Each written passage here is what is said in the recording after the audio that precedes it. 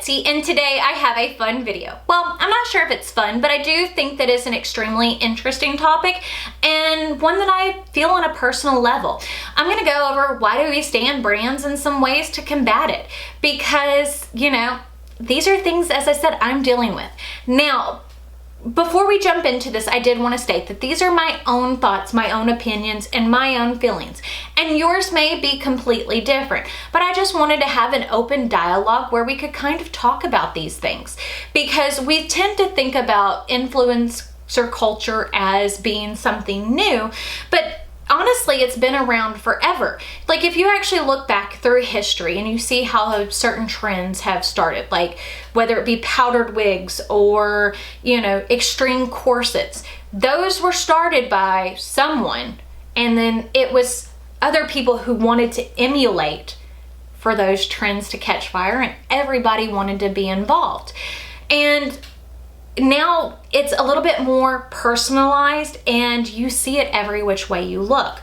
You know, between social media, TV, music, movies, video games, it's all around you. Someone's trying to sell you something.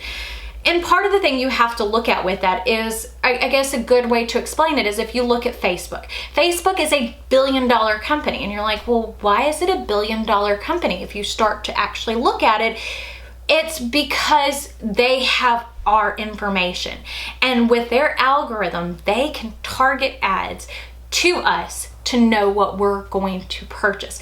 But it's not always about purchasing things, it's also to influence you to like certain political candidates or things like that. I mean, once you actually start getting into how this works, it's really kind of cool, but then it's also a little bit on the scary side that it feels like these numbers, these computer algorithms know more about you than you know about yourself. And I am someone who really has some extreme brand loyalty. So y'all know I'm obsessed with Melt. I'm obsessed with Pat McGrath. I'm obsessed with Natasha Denona. They're not obsessed with me. I need to remind myself that these are businesses and that they're, at the end of the day, they want to make money. And even as much as I may love the owner or the person behind it, it doesn't mean I have to purchase from them. Because sometimes I do feel like there can be some emotional manipulation on brands' ends, because I've seen, like, especially in the indie world, I've seen several smaller brands that have done like GoFundMes because they didn't have the best business practice or they didn't know how to, and they expect their customers to bail them out. Now, are they going to bail you out? No. At the end of the day, you are a dollar sign to them. They may have the best morals, but that doesn't mean that they're not out to make money. If you have a business, you start it because you want to make money. You know, that's why business isn't for the weak, I feel like, a lot of the times. And, you know, there are a lot of different kind of marketing strategies and things like that, but we've also created like FOMO, the fear of missing out. And I didn't think that I was someone that really dealt with it, but I did notice that I did with the whole Melt collection. I originally wasn't going to buy the whole Mariposa PR box. I just wanted the palette and the brushes. Well, normally Melt doesn't sell the brushes by themselves, so I decided to buy the PR box because I didn't want to miss the products that I wanted. Well, they put it on sale a couple of days later and I got upset because I have this extreme brand loyalty. And that's part of this whole conversation is, are we doing it because we actually want it, or are we doing it because we want the endorphins from it? Because, you know, shopping is, and it can be an addiction, just like drugs, and people don't always want to admit to that, and it can be scary because how do you stop buying things? Because you always need toilet paper or toothbrushes, so it's hard to avoid all of that.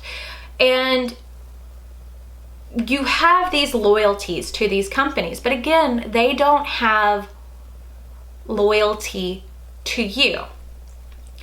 And I think that's something like I tend to forget, because like for me, a lot of times the brands that I'm obsessive with, like Natasha Denona and Pat McGrath, Laura Arliano, I can never say her last name, who's one of the owners of Melt.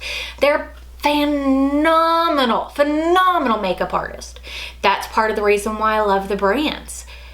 But, you know, Pat McGrath may have creative control, but she has a marketing team. And even if it's a smaller indie business, we get these emotional attachments because we see the whole thing and we see it all the time. You know, used to, you know, it was like when I was a kid, you get the Toys R Us big book of toys and you would circle all the things that you were interested in. But you didn't see that all the time. You know what I'm saying? You didn't get that book every single day. Now you might see commercials on TV, but that doesn't mean you were bombarded with it all the time. Like if you went outside and played, you weren't seeing the ads for the Play School skates. And there are certain things about marketing that are great. I mean, and the way that society has moved to have everything kind of at your fingertips, because you can explore new interests, you can get into new hobbies, you can find out things that you didn't know existed past your small little world. Because, you know, back in the day we had the phrase keeping up with the Joneses, because a lot of times people would see what their neighbors had and they wanted to have it. That's why suburbs and super malls and all that kind of stuff became popular, was because someone sees it, someone copies, someone sees it, and that is marketing. At its base level is showing someone something and them wanting to do it. And typically it's not just wanting them to do it, it's wanting them to buy it. But it's still all the same kind of thing. And marketing can be used for good, but marketing can also be used for bad. And we're coming up on the holidays and there's Black Friday sales, and it's like, which do you choose? Because I love this brand, but if I don't buy this brand, I might miss out. And it's so much to deal with. And we need to realize that you don't have to have it all. If you want it and can afford it, that's on you. Even if you don't want it and you can't afford it and you buy it, that's on you. I'm not gonna judge you for what you decide to purchase. I'm not gonna judge you for what you decide to say, because everybody's entitled to their own thoughts and opinions, because it's life experiences that bring us to these different points. So I'm back. Dogs were scratching at the door, so I figured I would finish it out now. So let's talk about some ways to combat this, because I think that is very important, because we do need to remind ourselves that we're dealing with brands. We're not dealing with people. And a lot of times there's more than one person behind the scenes, and they pay for people to advertise to you. And even if they don't, when you have a business, your end game, your end goal is to make money. And that means selling to your best friend and their best friend. You want your business to succeed.